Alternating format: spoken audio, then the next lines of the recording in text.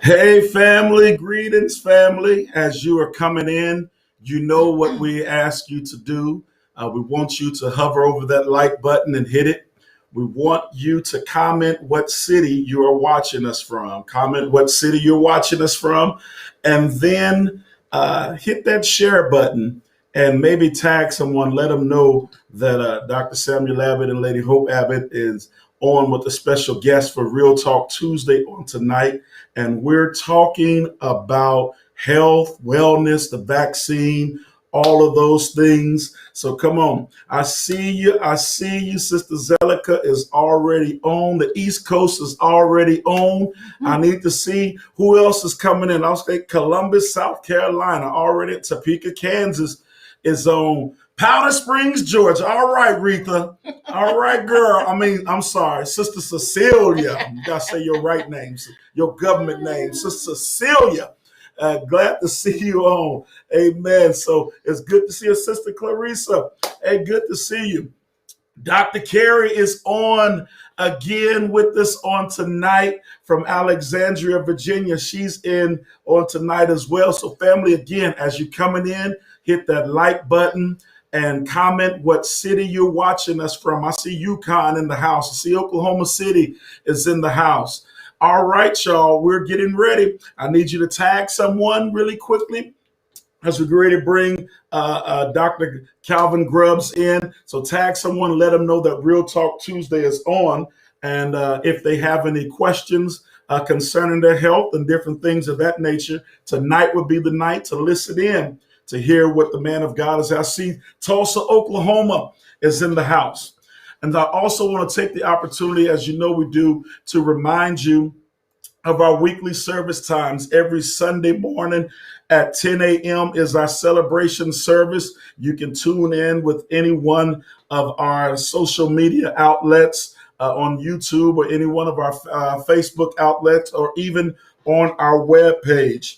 And, Tuesday evenings is our Bible studies that we have deemed to be Real Talk Tuesday. But then we also come in on every Wednesday evening at 7 p.m. as well for virtual prayer and corporate prayer. Because we believe, as the old cliche says, a family that prays together stays together. But then we also believe what they also say, no prayer, no power. Little prayer, little power. Much prayer, much power. So we are excited about our guest on today, our guest on this evening. Dr. Calvin Grubbs III is a board-certified family physician who currently practices medicine in Tacoma, Washington. He obtained his bachelor's degree in chemistry from the University of North Carolina at Chapel Hill. Go Tar Heels. All right, attended. That's Alexa. Oh, Alexa ain't supposed to be talking right now. All right. attended medical school at the Medical University of South Carolina and completed his residency training in family medicine at Madigan Army, I hope I said that right, Medical Center. Additionally, he has earned a master's degree in academic medicine from the University of Missouri at Columbia and is a fellow of the American Academy of Family Physicians. Dr. Grubbs has practiced in a full scope of capacity in both. Go ahead. A capacity in both the inpatient and outpatient settings while serving as medical director for primary care practices. He has deployed overseas to Iraq and Kosovo in support of combat and humanitarian operations, and most recently served as an ICU pandemic team leader in the U.S. as part of the initial COVID-19 response. He has given multiple academic presentations at both national and international primary care conferences while having published work in peer-reviewed medical journals.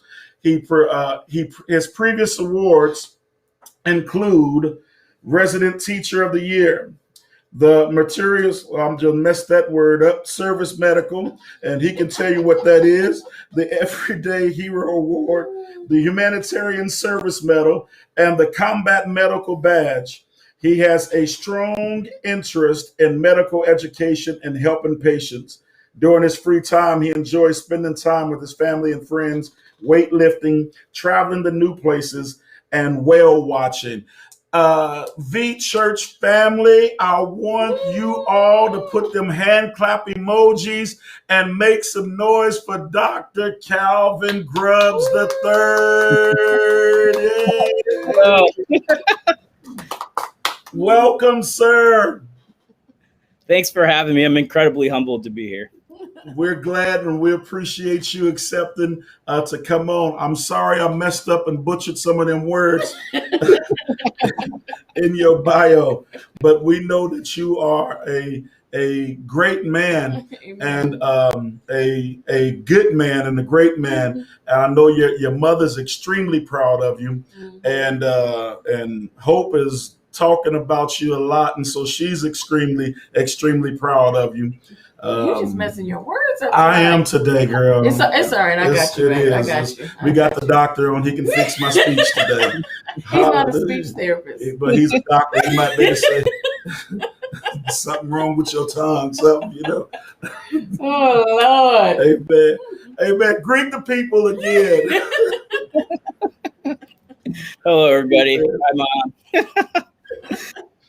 Hey, man, I see my mama's on. Mom, good to see you on tonight. El Paso, Texas is on here tonight as well. On there. All right, family, we're going to get it in. I know many of you have had questions. Some of you have even asked me what I think about certain things concerning the vaccine and all of this stuff. And we want to get into that on tonight. But first, tell us about I asked you on and beforehand about your day. Just tell us about your day, what you normally do, and all of that good stuff, so that people can get a little bit a better feel of what you do. So right now, I currently work in a primary care practice, and I serve as the medical director. So my mornings are usually, seeing patients who come in for urgent care. Then I'll have scheduled appointments in the morning. And then we have planning meetings in the afternoon to kind of help shape our primary care practice to make sure that everybody stays healthy and has all the information they need in this new environment that we have. Got you. I know there were many that was overworked when COVID-19 first came in, and people were scratching their head, pulling their hair out. How was it for you? Well, you don't have him here. Yeah, so the initial time period, it was pretty challenging, just given the increased hospitalizations, the increased death rate. I was actually part of one of the mobile units that set up a field hospital here in Seattle, Washington, and there were some distributed across the United States to help with the overload capacity. Luckily, over the past couple of weeks, we've been noticing a lot of decrease in the positivity rate. We've been noticing increased deaths. And I think we're just kind of starting to get to the point where we're moving towards where we need to be. Good. Gotcha. So you said we're getting to the point where we need to be. What is that? So just kind of some level of normalcy. You might notice in just kind of different places around the country, we're starting to slowly open back up. People are on board with wearing their masks, social distancing, and just doing all the right things to kind of get us better and healthy. Got you. I briefly asked you about some things we can do. So what are some things we can do now to be getting healthy and all of that stuff? Yeah, so in addition to mask wearing, social distancing, and we'll probably talk some about this later, and getting vaccinated, I think just doing a lot of things to help maintain your mental health and doing things to maintain your physical health, such as exercising, eating healthy, and then just doing things to stimulate your mind so that you stay resilient as a person. That was something Dr. Carey said about having a personal care program, and she had listed some things in a personal care program, and some of it was about exercise, eating healthy, and some other things about your mind as well. So I can see in the psychological world and also in the physical world as well, physical medical world as well, there's some similarities with that piece as far as being healthy. Comment on that, if you will, some more. Yeah, I think it's pretty well established that there is a significant mind, body, soul connection. And whenever you have imbalance of one of them, it tends to make you less resilient. So I absolutely agree that, you have to have all three in balance for you to stay healthy. Because if you're missing one, then, just things start to go awry from there. Got you. So I read a lot of stuff. I've gotten some stuff off from Dr. Jill Wagner concerning what we could be doing as far as vitamins and all of that stuff. What is your take on doing those things now pre-COVID? So I think pre-COVID, even in the COVID environment, a lot of the things you can do is just maintain and eat a healthy, well-balanced diet, making sure that you're getting all the big food groups. And a lot of the times, as far as like the vitamins are concerned, they could be effective adjuncts to your healthy diet. And it helps to improve the overall efficiency of your health. What about the disparity rate that they're saying between African Americans or brown people versus our Caucasian brothers with like vitamin D and our African Americans vitamin D deficiency? What are some things we can do about that? And does that play a role in our immune system and building it?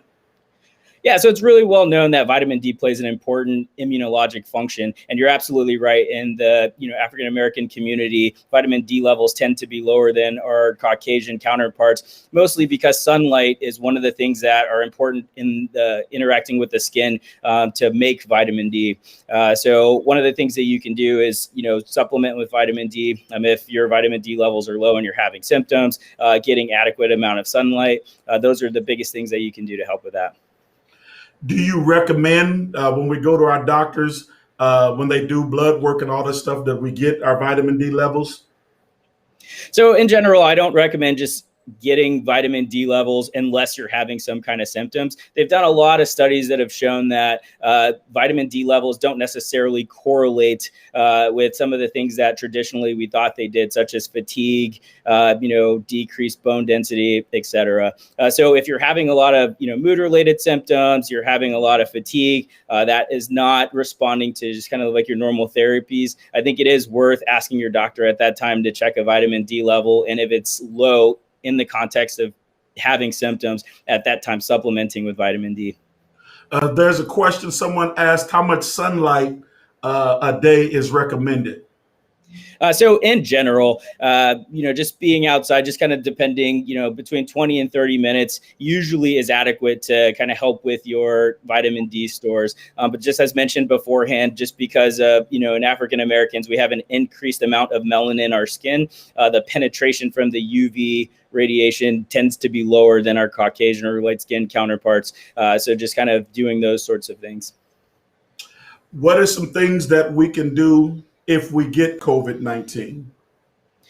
Right. So if you get COVID-19, the biggest thing you could do is isolate yourself to prevent the spread of COVID, making sure that you're taking care of yourself and monitoring your symptoms, and then being in line with your healthcare provider to make sure that, we're tending to all of these needs. Most people who get COVID usually don't have any symptoms, but they are spreaders of COVID. But just kind of maintaining a healthy diet, maintaining your sanity while you're in quarantine or self-isolation, and you just making sure that you're taking care of yourself. Okay. You said maintain your sanity. I heard there's something what they call the COVID brain. What is that, or is there a such thing? Yeah, I absolutely think it's such a thing. I mean, over the past year, we've all been, separating ourselves from people, staying at home, like all of our favorite places like restaurants, stores, and jobs. Everybody's been teleworking, and people need that social connection. So I think it is pretty easy to get worn down when you're in these sorts of environments. So I it's really important to just help rejuvenate the soul, maintain, healthy relationships, etc. Got you. You have any questions? Well, I was just okay. I was just going to ask one or two questions, like being a physician, do you recommend that people take the shot? And I do believe you have taken it, correct? I have. Okay, and what shot did you take and why? So First off, I want to say I absolutely recommend that everybody take the vaccine if you have the opportunity to do it. In order for us to reach our desired end state of returning back to normalcy, it's super important for us to maintain something called herd immunity, where most of the community, usually about 80 to 85%, are protected against COVID-19 with just your natural antibodies. The vaccine that I had was the Pfizer vaccine. So that's a 2-shot vaccine where you get one on day 1, and then the other one is separated by 21 days. And the reason I got that vaccine was essentially because that's what my facility had. You're probably aware that there is another vaccine. It's called the Moderna Vaccine. That one is also a 2-shot series where you get one at day 1 and then one at day 28. And it's been shown just through numerous studies that, they're approaching like 94 to 95% effectiveness. So the vaccines are pretty effective. So have you had any side effects from the shot? And when did you get the shot? So I got the shot when it first, the first week that it came out, that it was in distribution. And then I got the second one just shortly after the new year. So after the first shot, I did experience some symptoms. And that's not necessarily a bad thing, because that tells us that our immune system is doing what it's supposed to do to form the appropriate antibody response to help make sure that we're getting protected against, foreign substances that are entered in our body. After the second shot, I had absolutely nothing. It was completely perfect. Okay. What do you know about the Johnson & Johnson shot that's coming out? Well, that's a great question. So that one is one of the ones that's in production where it actually, on March 1st, it's going through to the FDA for its emergency use authorization to start being distributed in the United States. That one's a little bit different from the other 2 vaccines in that this one has been shown to be about like 93 to 95% effective. And it is a 1-shot vaccine compared to the other 2. Okay. Now, with the prediction of new strands coming out being more potent or more contagious than the other, will these vaccines work on the new strands?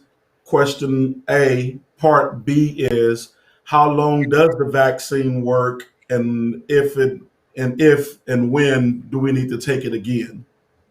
Great questions. So as far as like the new strains of the vaccine, so far, studies have been showing that it is effective against it. I think the way that the vaccine works, it's actually an incredible feat of science, where it's a different kind of vaccine compared to some of the other ones. We call it like a messenger RNA vaccine, and it's coated in just kind of like a capsule that when it gets injected, it goes into your cellular network, and it essentially makes proteins that make some of your cells look like it had, some of the proteins from COVID. Your body builds an antibody or an immune response to that, so that whenever you get it, both, the old strains and new strains, you're protected against them. Gotcha. We got a lot of questions popping in right now. Okay. One is, can you talk about how important it is for people with pre-existing conditions to get the shot, to get the vaccine? Absolutely. So if you have pre-existing conditions, you are actually in general on one of the higher tiers to get the vaccine. So you're prioritized against or before the healthy population. And whenever you have a lot of medical comorbidities, especially things like, respiratory problems, heart-related problems, things like diabetes, those all have negative impacts on the immune system. So it makes you more susceptible to having problems if you were to contract the COVID-19 virus. So I think it is critically important for those groups to ensure they get the vaccine in order to stay protected. Things that you've seen earlier on in the pandemic is there were tons and tons of people who were in the ICU, tons and tons of people who were getting intubated, to the point where we were running out of ventilators to put people in. And a lot of those people who have symptoms usually have a lot of medical conditions that are associated with it. I forgot what the second question you had on there. There's another question that says, is it true people with O positive blood are less likely to contract COVID-19?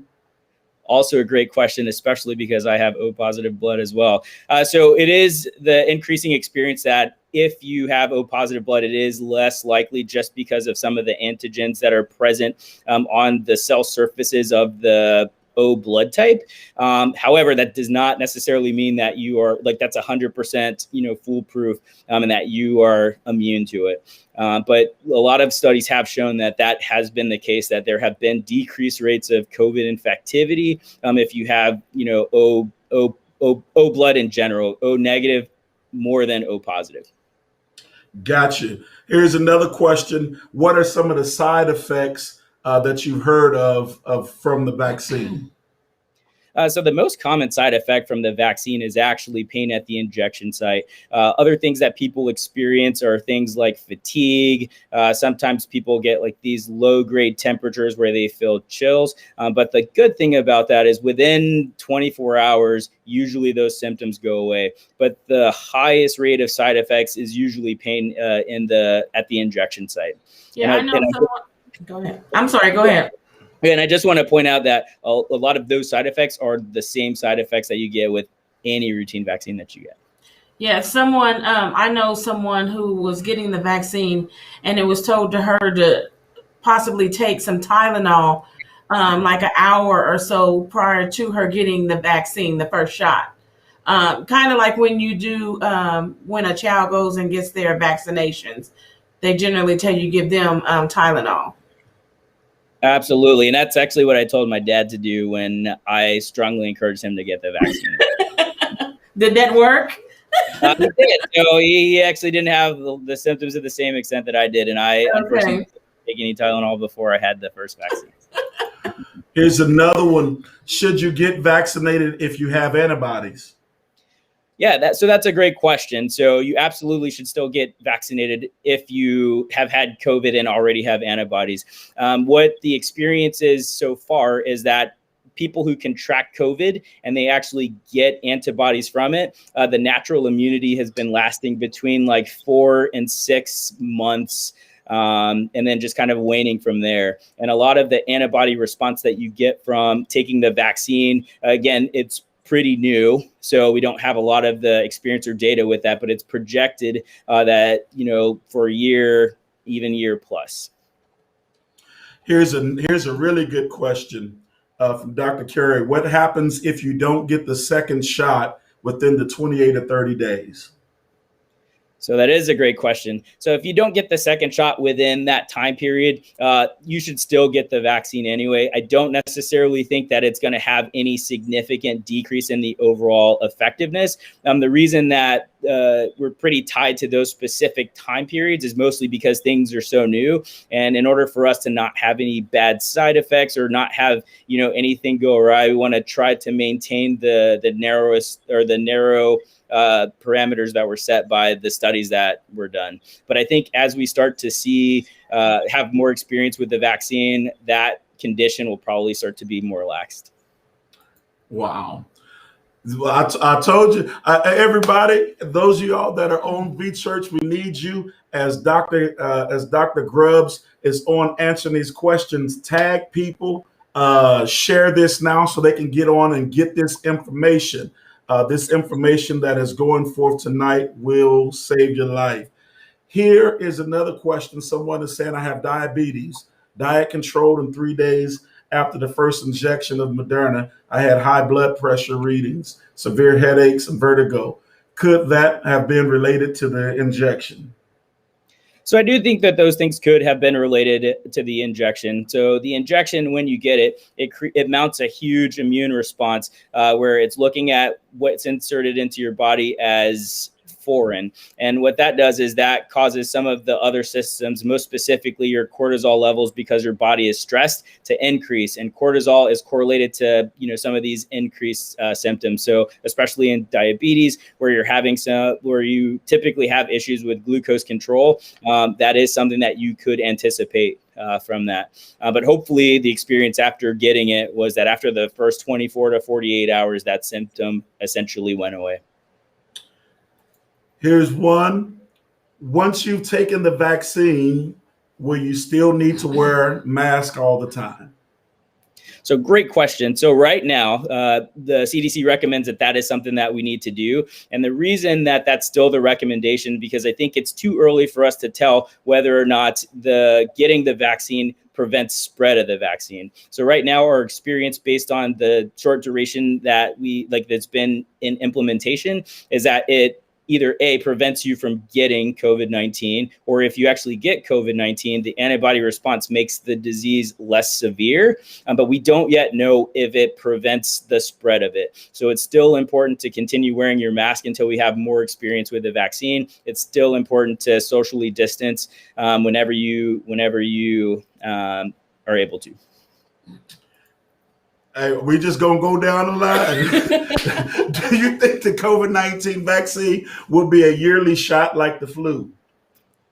So this is also, there's lots of great questions that are coming out here. So right now, I think it's too early to tell, but just kind of looking at the pattern. So the reason that we have to get a yearly flu shot is because the influenza virus goes through these two processes called genetic drift and genetic shift. So essentially what that means is that every year that virus is constantly mutating as it migrates from the northern hemisphere to the southern hemisphere. So it's constantly evolving to the things that we're doing for the vaccine, which is why that vaccine is a yearly shot. Right now, that's not been a lot of the experience with the COVID-19 vaccine, although we have seen some mutations just kind of overseas, and some of it started to come into the United States, but it's not as rampant as we initially predicted there.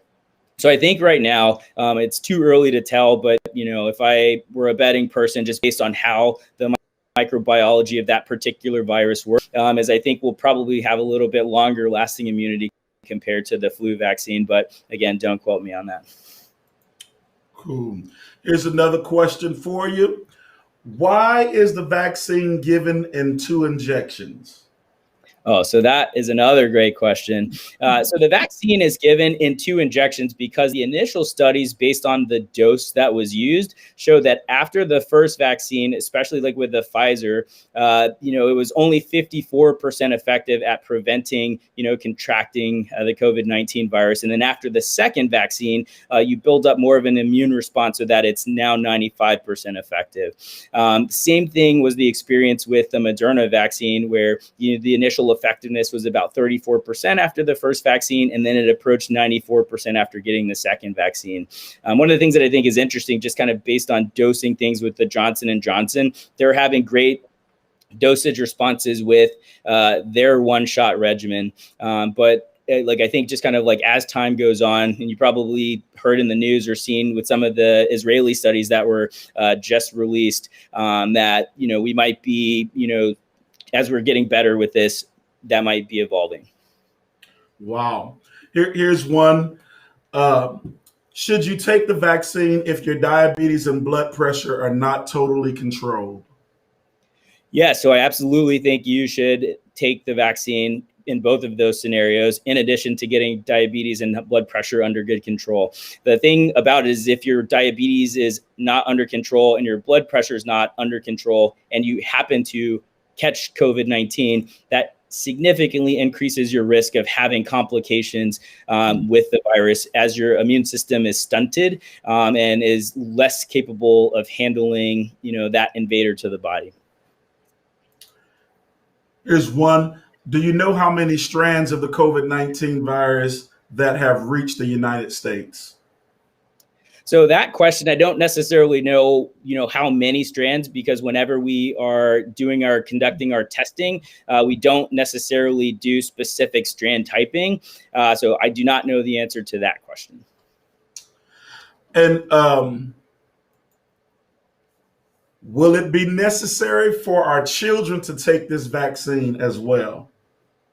So that's an interesting question, because that's something that has been debated since the initial parts of COVID-19 as it started to spread throughout, the world. Initially, the experience was that children were the least susceptible to getting COVID-19, which is what basically gave birth to that idea that, hey, maybe we don't need to vaccinate our children. But we're starting to see this shift where children are starting to get COVID-19. And you might have seen of the case, in Missouri, where there was a 13-year-old who unfortunately died after contracting COVID-19. And that's starting to become some of the experience. Luckily, it's not one of the ones that's a widespread experience. So again, we closed down schools. all of these things just to kind of help protect people. So we've been seeing more and more that, kids are like, even though they might not have symptoms, just like some of the healthy adults, it is still possible for them to get it and spread. So I think that will absolutely be something that's coming down the pipeline. I think this is a good question right here. Are there any major differences between Pfizer and Moderna? And part B, would you endorse one over the other?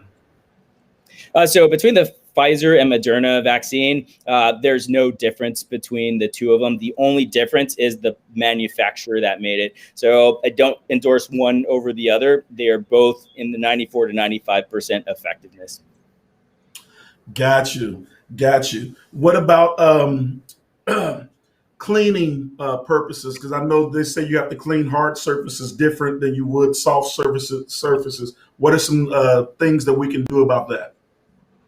Good question. So a lot of the things that, like us in the healthcare community do is when we're at work and we're exposed to patients with COVID-19, before we come into our houses, we completely, change our clothes and then just kind of immediately wash them in hot water. I think just kind of like doing your normal precautions, where you're using like sanitation wipes to clean off all of the important surfaces, and then, doing similar things for your soft surfaces, because it's been shown that the virus, can live on surfaces for longer periods than you think, approaching like 7 to 10 days. Wow. Here's another good question. What is the youngest age that a person should get the vaccine? So right now, with the emergency use authorization from the FDA, the youngest age that you can get the vaccine is 18. As more and more things are getting done and it gets full approval, then the age changes will probably happen. And then one thing I wanted to point out as far as like the emergency use authorization is that is a thing where you can get products that are produced into circulation faster in emergency or pandemic situations after adequate studies are done to show that they have been proven to be effective or safe in general. Gotcha. Good. So you said age 18. They were going back and forth on mandatory shutdowns and or leaving things open. And I know in the other administration, they left it basically to the local government. I don't make it political, but what's your take? Should we have a mandatory shutdown so that we can get it under control? Or do you think we can get it under control being open the way we are now? I actually thought this question would come up, and I think it just kind of has to do with what public health strategy, because they both can be like equally effective. So you have to consider what you want your overall end state to be, right? So if you want to be like, hey, I want to capture like more towards the 100% of the people, then great, you can kind of do some of these shutdown things, and then a lot of people are not exposed. If you're doing that to the strictest level. I think earlier on in the pandemic, those are things that probably were necessary, given the increased hospitalizations, the rate of spread, not knowing things about the virus in general. And as we kind of learned more and more people started to get it, we started to notice that people are having kind of like these natural like antibodies. And again, some of the decreasing rates that we're seeing now, likely due to certain level of herd immunity. And that's included, just kind of getting COVID-19. And then just kind of the increased vaccination rates that are starting to happen across the United States and across the world. That herd immunity is a buzzword that's been used a lot here lately. Explain that some more for our viewers. Okay, so herd immunity is a concept in immunology, which is essentially the study of your immune system that shows that once a certain percentage of your population has been infected or vaccinated against a disease or illness, it effectively excludes it, from the population. So, back like in the 1970s, I know I was not born in the 1970s, like there were things like polio and all of that other stuff. And again, it reached a level of herd immunity where, again, that disease process was effectively like eliminated from the United States. So that's essentially how herd immunity works. The target or the goal is to try to approach that 80 to 85% range because that's what's thought to be the most effective in protecting the entire population. Gotcha. Here's another question from Ms. Grant. If fully immunized and you come into contact with someone who tests positive, you don't have to self quarantine. Is that correct? And how long? And I thought if it's less than 3 months. So I guess they think it was less than 3 months of self quarantine. But you see the question answered. Okay, cool. So one of the things that we're starting to see right now is that if you're fully immunized and you do come in contact with somebody who tests positive, like right now, because again, everything is just kind of like in the initial phases, the recommendation is to still self-quarantine because we don't necessarily know if it 100% prevents the spread of COVID-19. So that's more of a factor to protect other people like in the population, especially like the vulnerable people. So those things might be changing. The CDC is constantly publishing, guidance about, hey, if you're fully vaccinated, again, you probably noticed that it went from, hey, you got to be quarantined for 14 days, now down to days. And then in some places, they're even authorizing 7 days. So I think as we know more and we get more experience with this, we'll start to see some of those things go down because it's looking like it potentially does prevent spread. But again, don't necessarily know.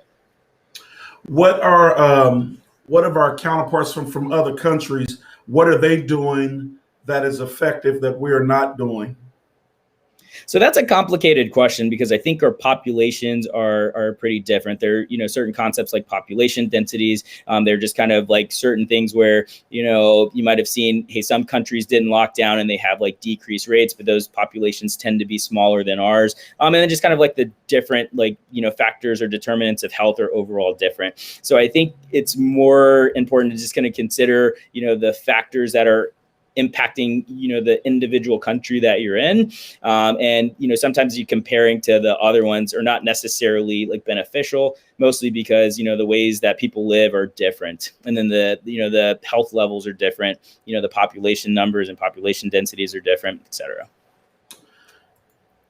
Here's one. I've heard that some people that tested positive for COVID-19 and they were retested after a month and tested positive again. Why is that? So that's a phenomenal question. So once you can track COVID-19, the infectivity period is usually about 10 days. Sometimes it could be up to 14 days, but if you're not having any symptoms, the 10-day is the mark. The genetic material that basically, or the genetic protein that is in COVID typically can linger in the system for 90 days or so. Even if you have already, feel better and you're not having any symptoms. So that's actually why among the newest recommendations is that after you have COVID-19, it's not actually recommended to get another COVID test again, because it is likely that you're going to test positive anyway, whether you're having symptoms or not. And that's not necessarily reflective that you have a new infection of COVID-19. I had read that that depended on the test as well. Some tests show that if you're infectious, and some show that if it's just in your system. Is that true? So that is true. So right now, there are two predominating tests to test for COVID-19. The best one is being like the PCR test, which basically, it gives you the most accurate results. And it actually is one of the fastest ones that you can get back. And it uses like the highest level, of molecular detection compared to some of the other tests. The other one that you're referencing is actually the antibody test, which again, the effectiveness is whether or not it tells you that, hey, if you actually have COVID, it's a lot lower than the PCR test because the PCR test accuracy approaches 98 to 99%. Obviously, for anything, you could have false positive results, but for all intents and purposes, the PCR test is the gold standard for determining whether or not you have COVID-19. With the antibody test, you're absolutely right. There are two types of antibodies that your body makes. Well, actually, there are five, but the ones that are most important to, the testing process is something called IgM and IgG. And those are two of the proteins or the immunologic proteins that are tested by the antibodies. And the IgM is basically what tells you if you or it suggests you had a recent infection. And then your IgG is what tells you, hey, you don't have a recent infection, but you have longer lasting antibodies for it. But the antibody tests that are currently in production in the United States are extremely variable. And, whenever you get a positive antibody test, the thing you have to do is get a PCR test anyway.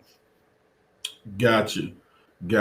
Any questions, He's doing an excellent job. He's answering all the questions.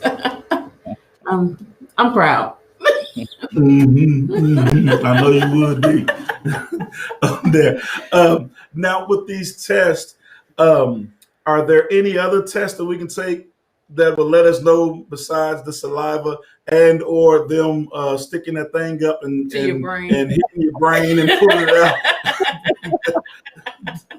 Yeah, so those are the biggest ones that happen. So the saliva tests tend to be less effective. You probably saw in the news where, China is kind of doing like a fecal test where they're kind of having that kind of in production right now, but that is not something that is widespread in the United States. And then the saliva tests, you probably started to notice that, there's some home COVID tests that you can get. And it does take the saliva. You can just kind of send it to the lab and then it can test from there. But the saliva test tends to be less effective.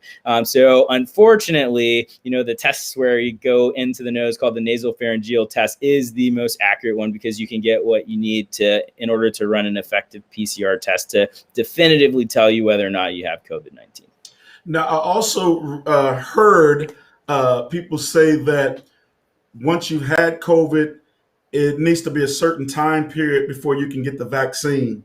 Is that true? And if so, what's the time period before you take the vaccine? So that's actually a myth. So after you get COVID-19, as long as you're not having any symptoms, you can get the vaccine afterward. And like what it would do is it actually helps to stimulate your immune response even further. Look, your mom is so happy. Look, your mom is so happy. I'm just putting her on blast. Your mom is so happy. Her baby up here answering these questions. Here's one. Do you believe we are now prepared for the next virus that may pop up? Well, that is an incredible question because the COVID-19 virus basically rocked, our, ability of how we did things in general. So you notice that, hey, maybe we weren't as prepared as we needed to be because the last time this happened was, with the Spanish flu back, between 1918 and in 1920. So I think we're learning a lot of great things about, how we operate. We've re-emphasized the focus on pandemic planning and pandemic response. So I think as time goes on, we understand the importance of it and we will continue to make forward strides. I think the thing that we have to be cognizant of is that, as we become further and further away, from this particular pandemic, likely similar things that happen, with the Spanish flu, like there'll be less and less emphasis on it because a lot of the biggest pandemics that's happened, since time happen in 100-year intervals. So as you move further and further away from it, we tend to forget, what things were like, and then we become complacent. So I think as long as we maintain, our tenacity of efforts and ensure that we are continuing to, move forward and, do a lot of these good research interventions, appropriate planning, I think we would be ready for the next virus. Hey, your auntie Monica from Los Angeles says she's proud of you too, and she's smiling from ear to ear. So we're gonna put that out there too, Auntie Monica. look. You are well loved, okay? There was a question. Do you think we will ever go back to what we knew as the norm? And if not, why? So I do think as things start to improve and we start to notice improvements in the overall pandemic, we have less people dying, less people contracting COVID, less response for the overall need for hospitalization. I think we'll start to see, that things will start to get better and we'll have a new sense of normalcy. The biggest thing that, Dr. Fauci's predicting right now is like that might even be something as close as to, closer to the end of this year, as long as we do the things that we're supposed to do, continue doing that, continue our vaccination efforts, and then continue to encouraging people to just kind of like be safe and staying healthy. Here's one. Should a 93 years young person or older that have a health problem, should they take the vaccine? So they should absolutely take the vaccine. And that's actually one of the targeted populations right now, as far as like the prioritization group is concerned, because the over 65 to 70 group is amongst the most vulnerable. So it is highly recommended that, they get vaccinated as well. That's a good one. What is your advice in wearing a homemade mask versus an N95 mask, part A? Part B, how much does our chances of contracting the virus decrease if we wear an N95 mask versus a homemade mask? So that is a fantastic question. So the N95 mask is probably like the gold standard in medical environments for preventing the contraction of the virus. The thing in the healthcare population is you're the most likely to be in contact with the most severe forms of it.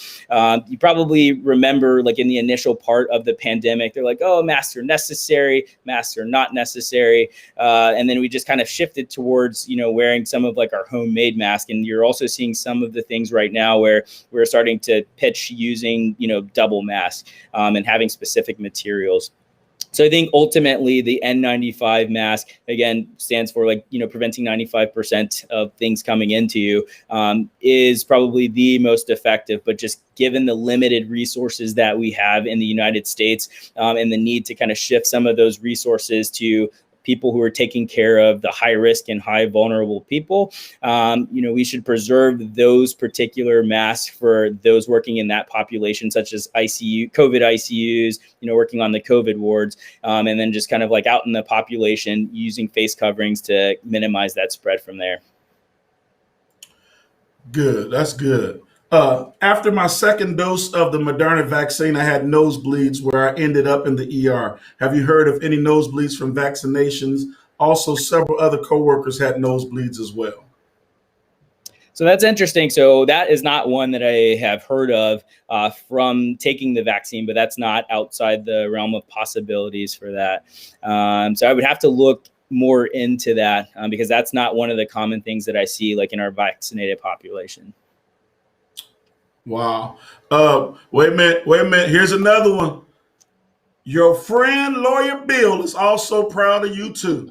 All right. Here's one. So since I had COVID, if I decide to take the shot, will I get sick from taking the shot? So that's a great question. So I think because you already have somewhat of an antibody response, it makes you less likely to just kind of feel some of the effects that somebody who has none of the antibodies from it. Because the reason that people feel sick after either catching an infection or getting a vaccination is because the body's immune system views that as foreign, and then it starts to cause an inflammatory response where everything in the body goes awry, and then you just kind of feel crummy overall. So if you already have some of the antibodies after contracting COVID, it is less likely that you will have symptoms. Not that it's outside the realm of possibilities, but it significantly decreases the likelihood of that happening. Here's a question someone asked from your aunt: will we be wearing masks into 2022? So that's a good question. I think it's too soon to tell. I think just kind of how things are going, probably in the initial phases of 2022 or the initial months, we'll still be doing that. But I think as we start to approach herd immunity and COVID levels start to decrease, I think unknown, but I think probably into mid-year, should we continue on the trajectory that we're on right now, that is a very real possibility. Your daddy on here, he said he proud of you too. Look, Dad said, hey, all these people talking about they proud of my son. I'm not too. Let it be known who the daddy is. Look, here's one. Are there any long-term effects that could derive from the current vaccines provided? So I think that is a possibility, but that has not been the experience that we've seen so far. I think the thing that a lot of patients especially ask me when they're, considering whether or not they need to get the vaccine or they want to get the vaccine is that we only kind of have experience of it over the last 6 months or so. And then I think it takes time to continue study. This is actually like a plug for the V-Safe app after you get the vaccine. It basically helps track your symptoms, and that's giving us a lot of data to determine whether or not there are going to be the potential for long-term complications of it. So that being said, it hasn't been the experience so far, so I still recommend that you get the vaccine. Wow. Do you recommend shielding, face shields or safety glasses along with wearing the mask? So that's a good question. So, if you're going to wear it along with the mask, I do think it adds a different barrier. So you have another level of protection. However, if you're not going to wear a mask and you're just going to wear the face shields or the safety glasses, that has been shown to be less effective than using appropriately cloth mask. Okay. Now, I also read about COVID causing blindness in Africans. Have you heard anything about that? And if so, why is that? So I haven't heard about COVID specifically, causing blindness. However, in populations that are vulnerable, such as diabetes, like those patients who contract COVID, tend to have more issues like with sugar control, which actually is one of the leading causes of blindness, in diabetic patients. So I don't think that there is knowledge that there's any causation for that. I think that's more correlation from that at this point. Gotcha. Here's one. Is it true that the shots also allow the government to implant other entities in your body, chips and things? Thank you for that question. So that is absolutely not true. So like I mentioned beforehand, this vaccine, it's absolutely incredible. Essentially how it works is like you have a specific protein that is, in like a biologic capsule that when you inject it into the arm, it goes into the bloodstream, goes to your cells, and then it makes proteins that kind of mimic what the COVID-19 virus looks like. It is impossible to inject, microchips, different plants to control you. So that absolutely a myth. What about the thing that was out about the vaccines shifting your DNA? Ooh, that is a great question. So, not to get too technical, your DNA is housed inside the nucleus inside your cell, and your nucleus has something called, a selectively permeable membrane. That messenger RNA from the COVID-19 vaccine cannot get through that vaccine, so it is impossible for your DNA to be altered after getting the COVID-19 vaccine. So I actually appreciate that question because that's one of the most common ones that I get as far as, hey, does this change my DNA? Here's one. Does the vaccine interact with any other medications that someone may be on? So the vaccines have not been shown to interact with any medications whatsoever right now. There are specific targets for most medications, and those tend to be, receptors on cells. And the vaccine doesn't have a vehicle to be able to do that. What about someone said they've talked to people that are afraid to take the vaccine? What would you tell a person that's afraid? So I think it's really important to understand that there is a lot of uncertainty that is related to something that's new, just kind of like given things that, are historical. A lot of people don't understand all of the factors that go into production. And I think it's pretty legitimate for people to have concerns about, hey, whether this is safe, whether it's effective, and, has there been enough time?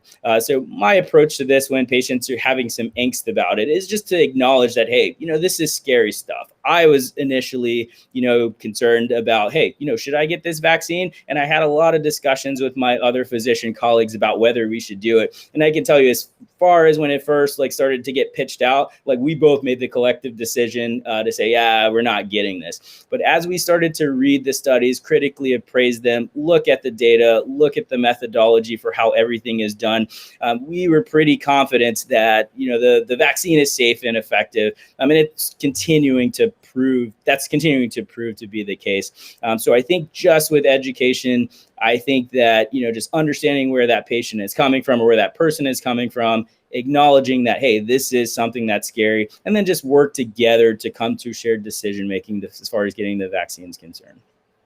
I like this question here. As a white privileged male, how can I help my Black and POC brothers and sisters understand how important it is to get the vaccine?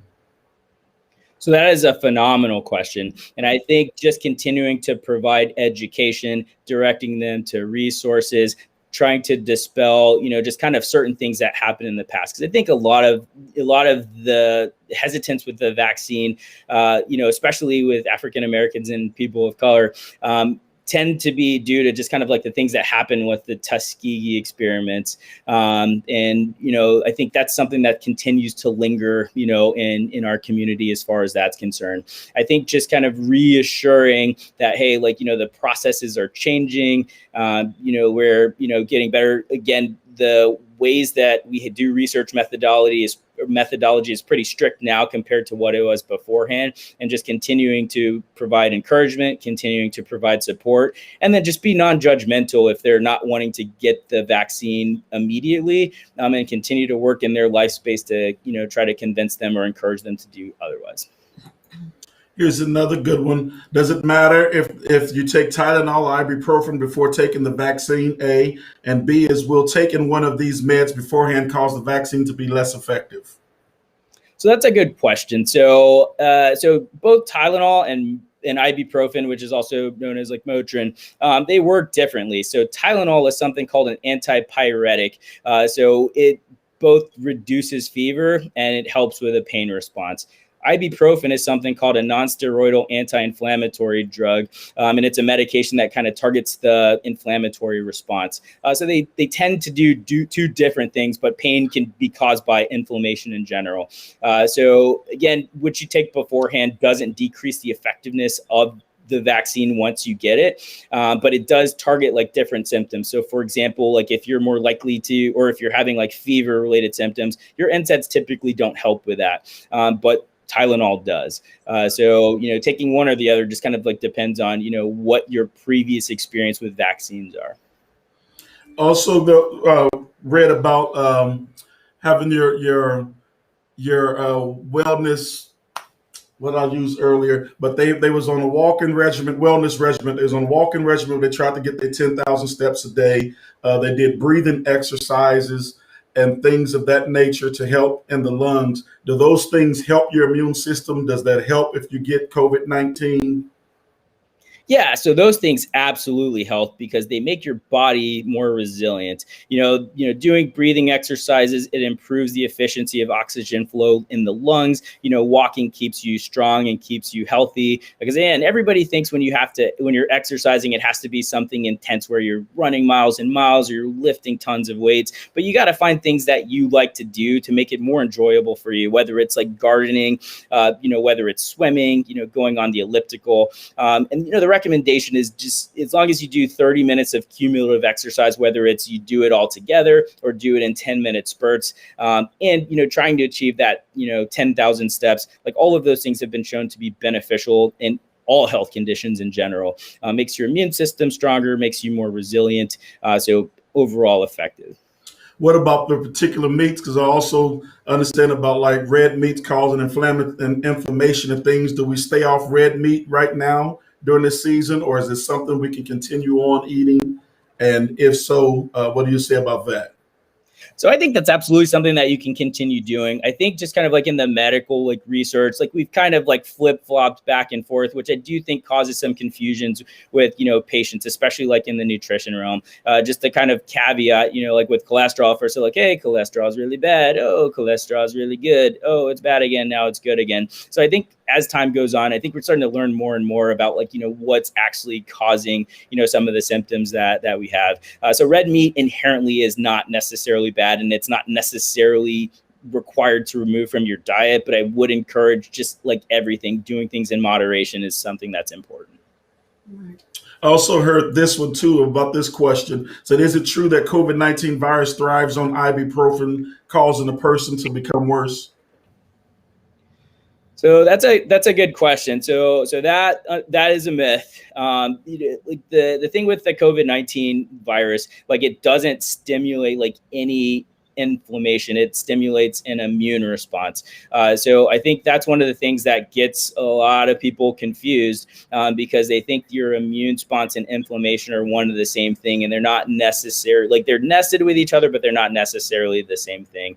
So it is completely okay, if you take the vaccine and you're having symptoms, to just take an NSAID if that's something that you're comfortable with. But I do, just kind of caution against just kind of using NSAIDs, pretty routinely, because out of all of them, it tends to affect the liver, especially like, if you have a history of kidney problems or anything like that. So is it safe to say that one of the best things we can do is build our immune system? And if so, what are some things we can do to actually build our immune system? Yeah, so the cornerstones of building a healthy immune system is actually just kind of taking care of that trifecta of mind, body, soul, and your physical nature. Every time that you're exercising, you're making your body, strong. If your mind is not just at where it is at its peak performance, like you get stressed out. Stress increases cortisol levels from the adrenal glands, and that also causes some systemic effects within the body, which again, cortisol is something that it's a stress hormone, and that actually decreases the effectiveness of the immune system, because whenever we have patients or people with autoimmune disease, we tend to use steroids to help calm that down. So I think decreasing stress levels is critically important to help maintaining a healthy immune system, eating an appropriate diet, because that's going to provide the necessary cofactors to help, drive the processes that are responsible in the inflammation response, and then just making sure that you're physically healthy so you maintain your resilience. Wow. I have one other question, because I told you I want to keep you, because I know you're a busy man in a certain time frame. As schools are going back and forth on reopening or staying shut, churches are going back and forth whether on reopening or staying shut. I know here at Kingdom Life, what we're doing is we've allowed only a certain few, like our core leaders, our musicians and core leaders in, and everything else is virtual. What is your recommendation as far as opening, not opening? If you do open, what should we be doing? Right. So I think that question is more stemmed towards just kind of like how rampant COVID-19 is in a particular community, right?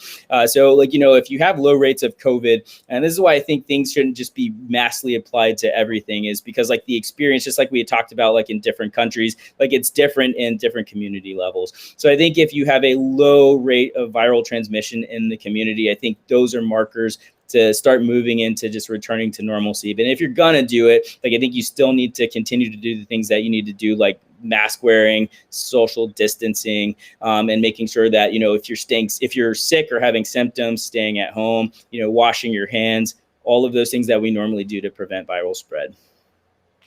Good. So here's a couple of other questions that a couple of people just chimed in on. One is, what is the most effective regimen of vitamins to take?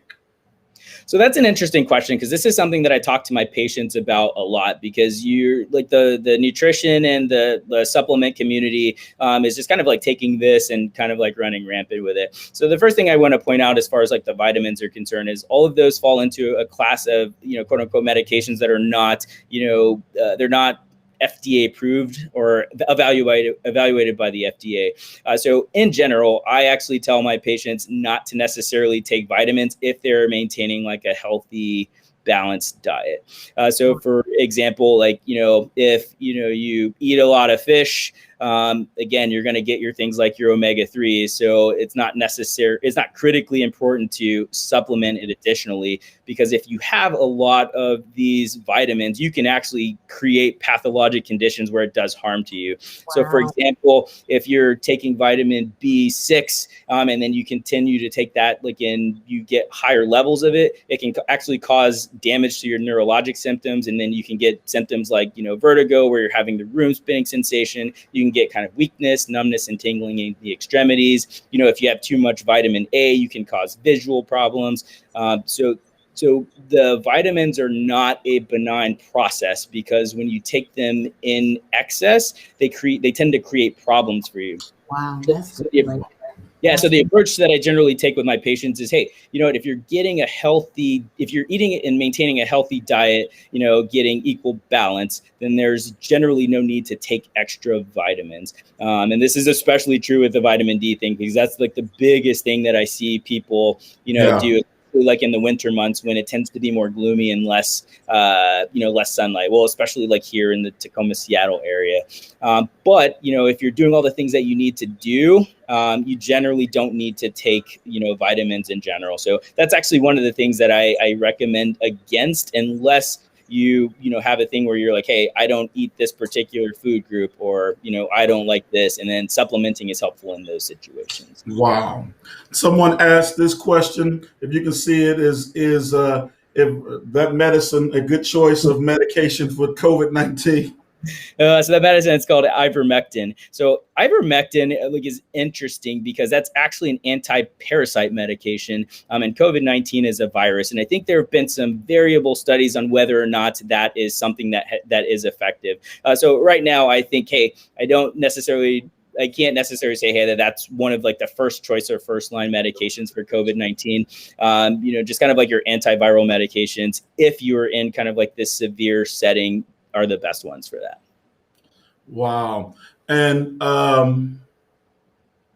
we just want to say thank you. Yes. Again, for taking out of your busy day and getting on to help save lives. Yes. I want to challenge you, V Church, to share this, and maybe somebody can come and watch it later on. Right. And just like we were replaying with Dr. Carrie Register Haley and about our health, our mental health and mental wellness, we'll be replaying this as well, so that somebody can grab it and get the information and help save somebody's life. And that's what it's all about.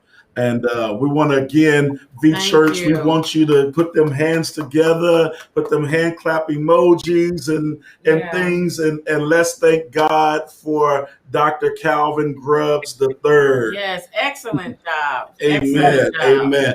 I'm so proud of him and all that he has done and all that he has accomplished. First of all, I also want to thank you for your service to our country. Yes. For your service to our country and all that you have done for our country in the military, and then coming out of that and taking care of families with their health. We really appreciate it, and we thank God for you. Yes. I appreciate your support. Thank you.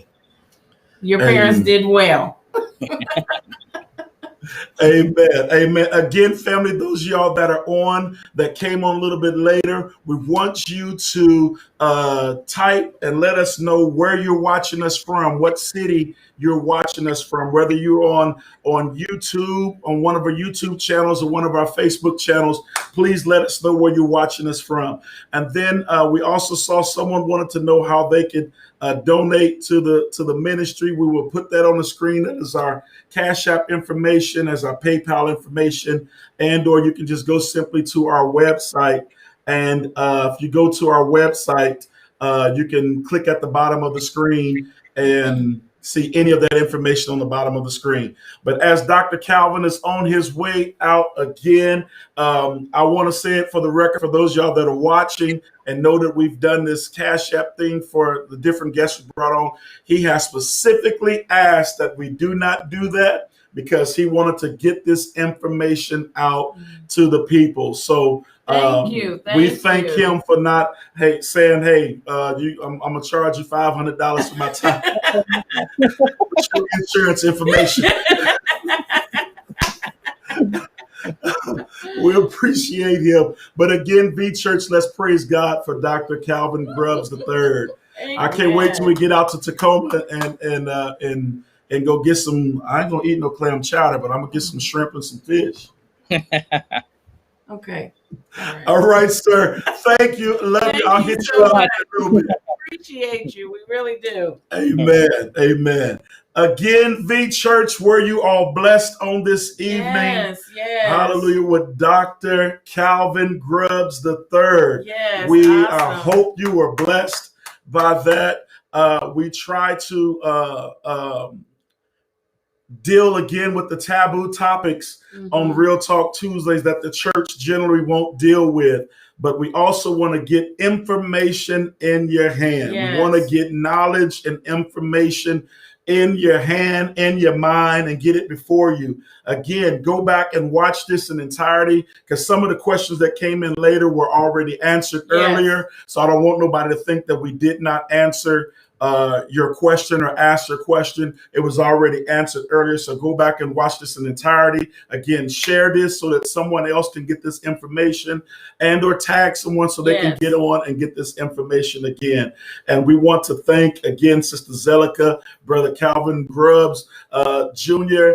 For raising such a phenomenal young man. Amen. And him willing to give his time again to make sure that we get this information out to everyone. And so again, family, we love each and every one of you. We pray God's choice blessings up on you.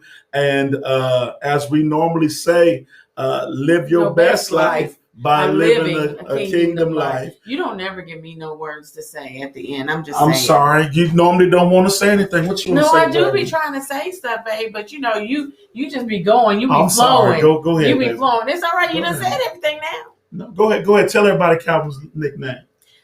I don't think he wants me to tell that. He don't want me to tell that.